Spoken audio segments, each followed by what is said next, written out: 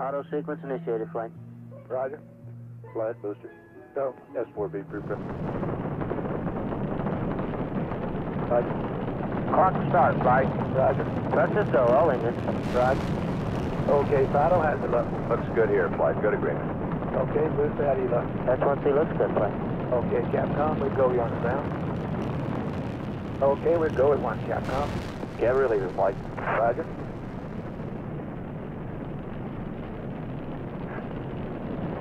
Booster, how do you look? We look good, flight. We'll go. Okay, fired up. We're go, flight. Looks good here. Guidance, how's it look? flight. This little tape recorder has been a big benefit to us in passing some of the time away on our transit out to the moon. And it's rather odd to see it floating like this in Odyssey while it's playing the scenes of 2001. This is the crew of Apollo 13, wishing everybody there a nice evening, and we're just about ready to close out our inspection of Aquarius and get back to a pleasant evening in Odyssey. Good night. 13, we've got one more item for you when you get a chance. We'd like it to stir up your cryo tanks. In addition, I have Shaft and Trunnion Okay. for a look at the Comet Bennett if you need it. Okay, stand by. Okay, Houston, we've had a problem here. This is Houston. Say again, please. Houston, we've had a problem. Amazing. With no blank papers. The way the Jack copied the power up, which Gene describes, very long procedure, 500-something steps, powers the mothership back up. He ripped off the backs of books, checklists, and carefully numbered pages. And that's how that was all. That's amazing. I was at home. I was not very old at that time. And I just recall being very concerned and watching a lot of the news, yeah.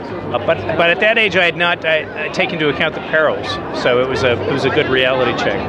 1970, I was just about to get out of high school in 1970. And I remember it was in black and white on TV, and it was an event that captivated the whole world, actually, because they were getting lost. They had a problem with the spaceship. Here is a bulletin from ABC News. The Apollo 13 spacecraft has had a serious power supply malfunction that could cause the lunar landing mission to be terminated early. I assume you've called in your backup ECOMs? Flight, say again? Have you called in your backup ECOMs now? See if we can get some more brain power in this thing? We got one here. Roger.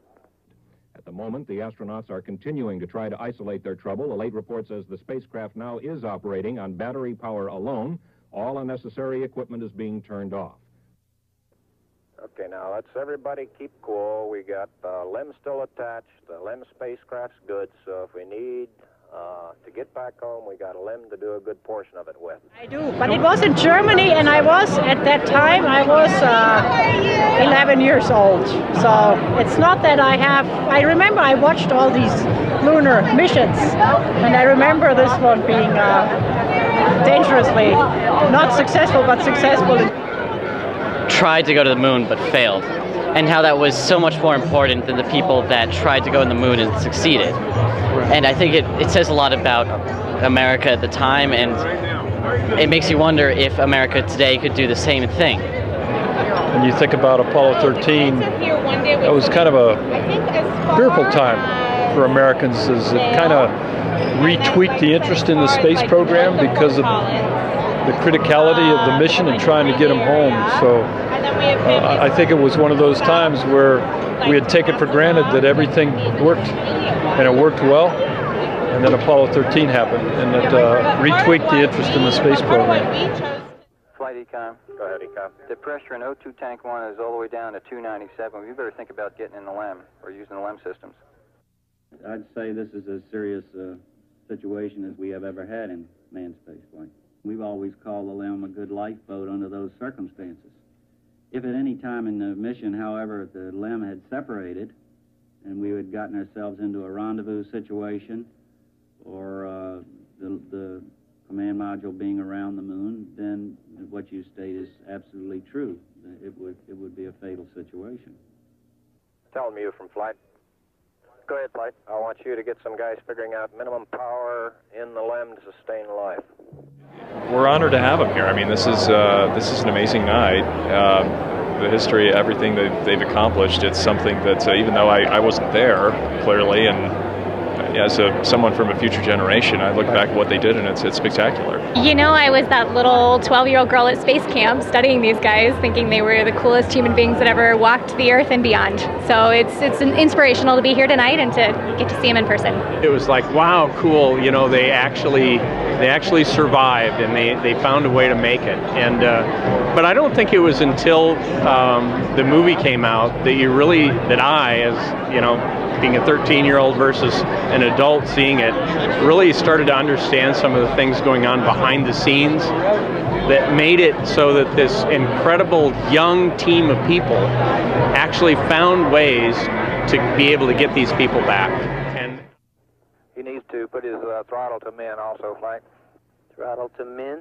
Yes, he's at 29% now, roughly. This maneuver again was completed on time, and because it was a manual burn, we had a three-man operation. Jack would take care of the time. He'd tell us when to light off the engine, when to stop it. Fred handled pitch maneuver, I handled the roll maneuver, and I pushed the buttons to start and stop the engines. Aquarius, and you go for the burn.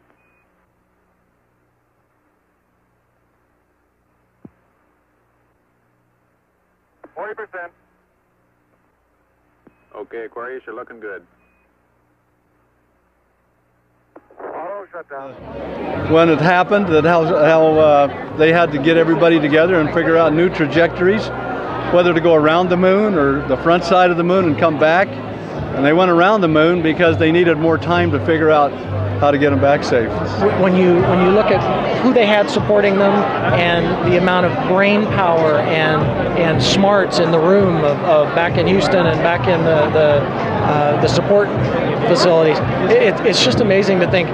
Did you know that, or did you ever have a doubt that they weren't going to get you back? Because it was tremendous support that they had, and so I find it amazing that to see the story and to hear it and want to know what it was really like. It really was. But you know, very inspiring as an engineer to see how they worked through those problems and resolved them and got the men home safely. So I think it's amazing to see people that have gone through such an incredible experience, such a traumatic experience, and see them come out the other side.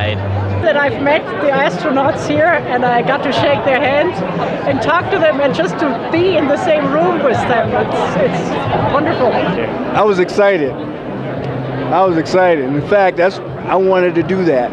And so those guys are, of course, heroes, and we absolutely are blessed that they made it back safe and sound. From the start, the exploration of space has been hazardous adventure. The voyage of Apollo 13 dramatized its risks. The men of Apollo 13, by their poise and skill under the most intense kind of pressure, epitomized the character that accepts danger and surmounts it. Theirs is the spirit that built America. Your mission served your country.